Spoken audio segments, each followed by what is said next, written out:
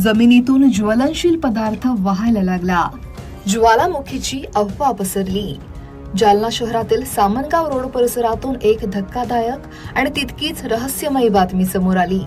जमिनीतून ज्वलनशील पदार्थ बाहेर पडत असल्याचा व्हिडिओ सोशल मीडियावर मोठ्या प्रमाणात व्हायरल होत होता. एका विद्युत खांबाजवळ जमिनीतून लाव्हा सदृश्य ज्वलनशील पदार्थ बाहेर पडताना सारखा हा व्हिडिओ होता. घटनास्थळी सुमारे 11,000 किलोवॅट क्षमतेचा विजेचा खांब असल्याची माहितीही समोर आली आणि याच पार्श्वभूमीवर जिल्हा आपत्ती व्यवस्थापन विभाग तात्काळ सतर्क झाला आणि अधिकाऱ्यांनी घटनास्थळी धाव घेत तपास सुरू केला. तपासानंतर स्पष्ट झालं की हा कोणताही ज्वालामुखी किंवा लाव्हा नसून महावितरणच्या वीज पोलमधील तांत्रिक बिघाडामुळे ही घटना घडली. पोलमध्ये सप्लाय म्हणजे त्या वाहिनीचा सप्लाय चालू असतेवेळी हा प्रकार झाला होता, पण जेव्हा वाहिनीचा सप्लाय बंद केला तर हा बंद झाला.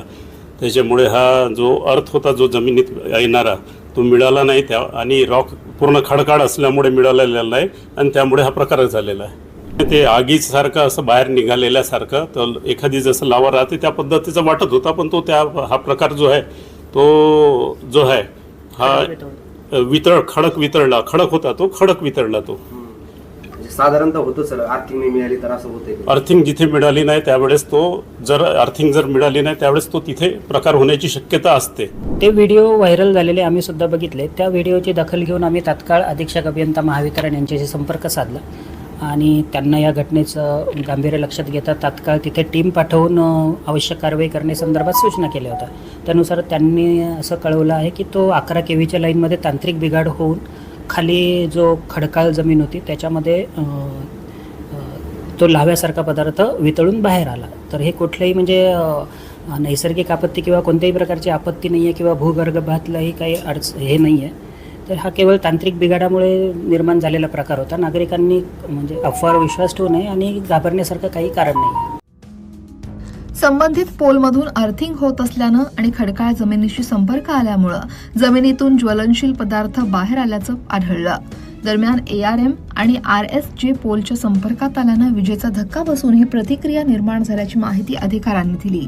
जिल्हा प्रशासन आणि महावितरणच्या अधिकाऱ्यांनी सखोल चौकशी करून परिस्थिती नियंत्रणात असल्याचं स्पष्ट केलं. सुरुवातीला हा प्रकार पाहून अनेकांच्या मनात शंका दाटून आल्या.